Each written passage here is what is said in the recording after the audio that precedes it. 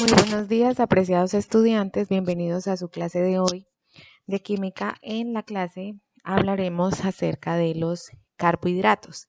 La clase de hoy será a manera de introducción de esta gran biomolécula y pues en la siguiente clase entraremos en detalles estructurales y también en las funciones y en todo el gran mundo que desarrollan los carbohidratos en el cuerpo humano. Bien, primero que todo quiero decirles chicos que este video y las actividades que corresponden a la clase de hoy y de la semana siguiente serán basados o encontraremos el material disponible para realizar las actividades en la plataforma de Santillana en el módulo 4.1 a partir de las páginas 24 en adelante, en donde nos adentramos en el tema de biomoléculas. Entonces, allí vamos a encontrar un gran contenido acerca de los carbohidratos. Entonces, esta clase y la actividad final que vamos a realizar están basadas en esta plataforma. Bien, lo primero que debemos decir, chicos, es que los carbohidratos no son solo una fuente importante de producción rápida de energía en las células, que lo mencionábamos en la clase anterior, que es la primera o la fuente primaria de esa energía que tenemos nosotros los seres humanos.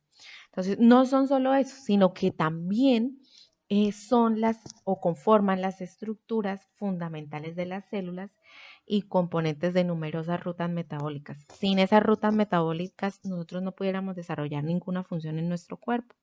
Entonces, vamos a ir viendo a través de estas clases la importancia no solo energética que tienen, sino también cómo los carbohidratos nos permiten tener funciones fisiológicas en nuestro cuerpo que son indispensables para la vida. También decimos que los carbohidratos son las moléculas más abundantes de la naturaleza y son un vínculo directo entre la energía solar y la energía de los enlaces químicos de los seres vivos. Más, y chicos, este dato es importante, más de la mitad de todo el carbono orgánico se encuentra en esta gran biomolécula de los carbohidratos. Y también debemos decir que la mayoría de los carbohidratos contienen pues carbono, hidrógeno y oxígeno en la siguiente proporción, en la fórmula que encontramos aquí, y de aquí a que corresponda su nombre, pues carbohidratos, por la estructura que le corresponde. Bien, también debemos decir que para los animales y organismos heterótrofos, ¿sí?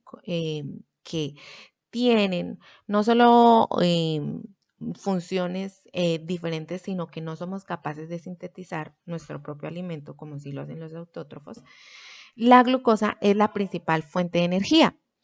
Las plantas que sí son autótrofas, que sí generan su energía, generan pues este mismo carbohidrato, la glucosa, mediante el proceso de fotosíntesis, en la cual lo que hacen tomar es el dióxido de carbono, lo toman de la atmósfera, toman agua del suelo y utilizan la energía del sol para poder sintetizar este azúcar final, que es la glucosa, que es muy importante no solo para su producción de energía, sino para nosotros los seres humanos. Entonces, generalmente se resume en esta fórmula en donde toman dióxido de carbono con agua y a través de un factor endotérmico, que es la luz solar, pues generan glucosa.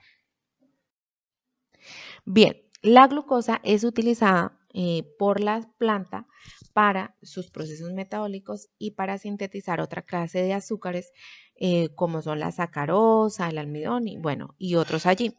En general, chicos, lo que estamos aquí viendo son estructuras orgánicas de la fructosa, de la glucosa, pero vemos algo allí particular y es que la glucosa se encuentra, digamos, o que se clasifica en dos formas.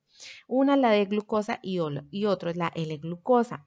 Esto corresponde a una estructura isómera o estereoisómera que la veremos en la siguiente clase. Hoy explicaremos más o menos en qué consiste la próxima clase y la actividad que ustedes realizarán consiste en ver las diferencias entre esa estructura de estrógira y levógira. ¿Listo?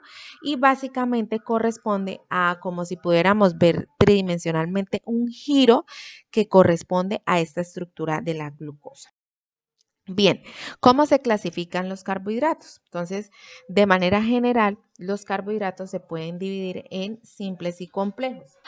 Los azúcares simples, como la glucosa, son carbohidratos que no pueden ser hidrolizados en moléculas más pequeñas, como su palabra lo dice, son los más simples. No pueden seguir siendo carbohidratos y ser más pequeños. Es el tipo de estructura más simple que existe en los carbohidratos. Y cuando los carbohidratos son complejos, entonces estos están constituidos por la unión de dos o más azúcares simples. Pues también como su palabra lo dice, complejos, o podríamos mencionar que son eh, doblemente estructurados o que se encuentran estructurados por piezas unidas de esas piezas simples, como por ejemplo la sacarosa, que es un dímero compuesto por dos unidades de glucosa, como su palabra lo dice, un dímero, mientras que la celulosa es un polímero de glucosa, es decir, tiene muchas estructuras, varios bloques de glucosa. De acuerdo con el número de unidades simples que posea un carbohidrato, podemos diferenciar entre monosacáridos, disacáridos y polisacáridos. Entonces, en monosacáridos encontramos esas estructuras que son muy simples, como su propia palabra lo dice, mono, que solamente tienen una sola estructura glúcida, disacáridos de dos y polisacáridos en donde están construidos por muchos bloques de esos azúcares. En la plataforma de Santillana, chicos, vamos a encontrar este párrafo en la parte de abajo, en donde estamos viendo esta temática, y de pronto muchos de ustedes se van a encontrar con este párrafo y van a preguntarse de qué estamos hablando, ¿sí? Entonces, cuando encontramos este párrafo, primero que todo estamos hablando de monosacáridos, ¿listo? Y podemos decir que esos azúcares son moléculas complejas con más de un carbono quiral. Muchos de ustedes dirán, profe, pero no entendemos esa lectura, no sabemos a qué hace referencia un carbono quiral. Y hacemos referencia a un carbono quiral.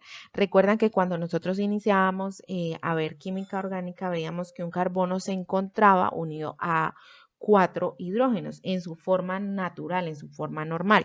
Pero un carbono quiral realmente es quiral o se le da ese nombre porque dentro de su estructura tiene la unión de esos 4 posibles con elementos totalmente diferentes. Puede tener un boro, puede tener un cloro, puede tener un hidrógeno, puede tener diferentes uniones. Por eso se le llama un carbono quiral. O no diferentes uniones, sino están unidos a diferentes elementos. Más bien, digámoslo así. Por lo que el número de estereoisómeros posibles puede ser grande. Y cuando hacemos referencia a estereoisómeros, hacemos referencia a esas estructuras, a esos isómeros que nosotros pues ya hemos visto que son, los isómeros son elementos, como su propia palabra lo dice, isomería, que tienen los mismos elementos, tienen las mismas proporciones que otras estructuras, ¿sí?